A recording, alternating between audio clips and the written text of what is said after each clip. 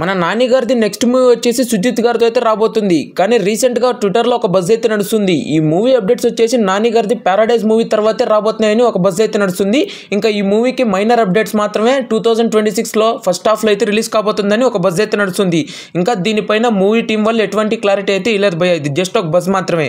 ఇంకా next update వచ్చేసి మన మెహర్ నోలన్ గారు వచ్చేసి సాయి ధరమ్ తేజ్ గారితో ఒక మూవీని అయితే తీయబోతున్నారంట. ఈ మూవీ వచ్చేసి పక్కా కమర్షియల్ మాస్ ఫిల్మ్ అయితే తీయబోతున్నారని ఒక బజ్ అయితే నడుస్తుంది. నాకు తెలిసినంత వరకు ఈ మూవీ అప్డేట్ త్వరలోనే రాబోతుందని అనుకుంటున్నాను భయ్య. ఎందుకంటే త్వరలో మన సాయి ధరమ్ తేజ్ గారిది సంబరాల ఏటిగట్టు కార్నేజ్ మూవీ తర్వాత ఈ అప్డేట్ వస్తుందని అనుకుంటున్నాను.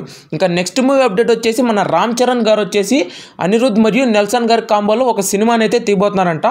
ఈ మూవీ పెద్ద మూవీ అయిపోయిన తర్వాత అయితే తీయబోతున్నారని ఒక బజ్ అయితే నడుస్తుంది. ఇంకా దీనిపైన ఎటువంటి అప్డేట్ కానీ మూవీ టీం వాళ్ళు కానీ రామ్ చరణ్ గారు కానీ ట్విట్టర్లో కానీ ఎక్కడా పోస్ట్ చేయలేదు భయ్య, జస్ట్ బజ్ మాత్రమే నడుస్తుంది.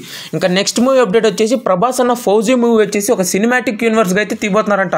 ఒక 2 పార్ట్స్ ఫిలిం అయితే రాబోతుందని బజ్ అయితే నడుస్తుంది. ఈయన ఫ్యాంటసీ ఏంటో కానీ నాకు అర్థం కాదు భయ్య. ఈయన తీసిన ప్రతి సినిమా మాత్రం 2 పార్ట్స్ అయితే రాబోతుంది. మొన్న దాకా ఏమో కల్కి తీశారు, అది కూడా పార్ట్ 2నే. సలార్ తీశారు, అది పార్ట్ 2నే. ఇప్పుడు ఫౌజీ కూడా పార్ట్ 2లో అయితే రాబోతుందంట. ఇంకా నెక్స్ట్ మూవీ మీకు అందరికీ తెలిసి ఉంటుంది కదా, చాలా యాంటిసిపేటెడ్ మూవీ అని SSMB 29 మూవీ గురించి ఒక్క అప్డేట్ కూడా మన రాజమౌళి గారు అయితే రిలీజ్ చేయలేదు.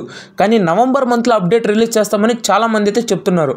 నవంబర్ 16th వచ్చేసి ఈ మూవీ టైటిల్ లాంచ్ అయితే కాబోతుందంట. ఈ లాంచ్ ఈవెంట్కి వచ్చేసి మన జేమ్స్ కెమెరాన్ గారు అయితే అటెండ్ కాబోతున్నారంట.